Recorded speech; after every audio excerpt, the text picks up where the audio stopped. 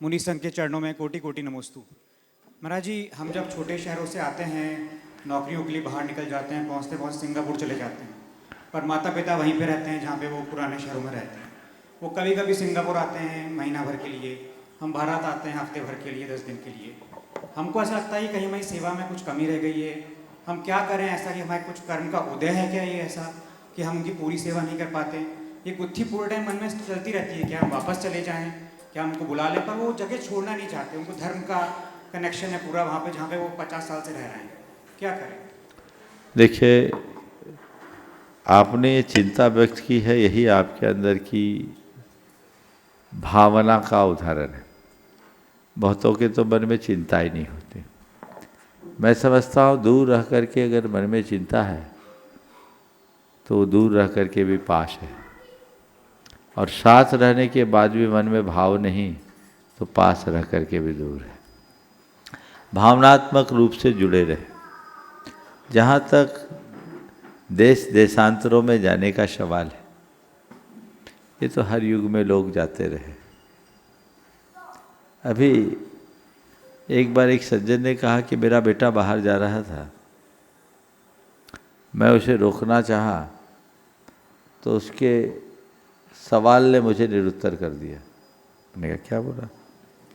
बोला महाराज, उनने बोला कि मैं राजस्थान में रहता था गांव में, और गांव छोड़कर कोलकाता आया, और जिस समय कोलकाता आता था आया, माँ बाप गांव में रहे, वहाँ से यहाँ आने में लगभग 30 घंटे लगते। और मैं अगर आज उनका यूके में था, यूके में मेरी जॉब है, मुझे आने में 6 से 8 घंटे। कहाँ दूरी? आप भी तो आए थे। शुरुआत में माँ बाप दूर रहे, बाद में आए। प्रगति के लिए, व्यवसाय, नौकरी पेशा के लिए अगर कोई बाहर जाता है तो मैं इसे कतई गलत नहीं मानता। लेकिन इतना मैं कहूँगा, तुम देश से बाहर जाओ पर देश तुम्हारे भीतर होना चाहिए। परिवार से, क्षेत्र की दृष्टि से भले दूर रहो, भावनात्मक रूप से निकटता होनी चाहिए। चूंकि जिस तरह की व्यवस्थाएं हैं, उच्च शिक्षा संपन्न करने के उपरांत नौकरी पेशा और अन्य कार्यों के लिए लोगों को बाहर जाना पड़ता है। जाइए, स्वाभाविक है माँ बाप का वहाँ मन नहीं लगेगा, लेकिन भावनात्मक रूप से उनका जुड़ाव बनाए रखिए। समय समय पर उनसे संपर्क कीजिए, और जरूरत पड़े तो सब काम छोड़कर आ जाइए। मैं एक ऐसे व्यक्ति को जानता हूँ जिनकी माँ ने उन्हें वैधव्य अवस्था में, अभाव और तंगी की हालत में पाला और इंजीनियर बनाया। आज से 50 साल पहले की इंजीनियर की बात कर रहा हूँ। वो अमेरिका में जाकर के जॉब किए, उनकी धर्मपत्नी भी वहीं थी। व्यक्ति के मन में अपनी माँ के प्रति अपार निष्ठा। माँ व्रती थी, संयोग ऐसा हुआ गिर पड़ी, कूल्हे की हड्डी टूट गई। उसको बहुत चिंता हुई। वो अमेरिका से यहाँ आया, धर्मपत्नी से कहा, धर्मपत्नी की रुचि नहीं थी।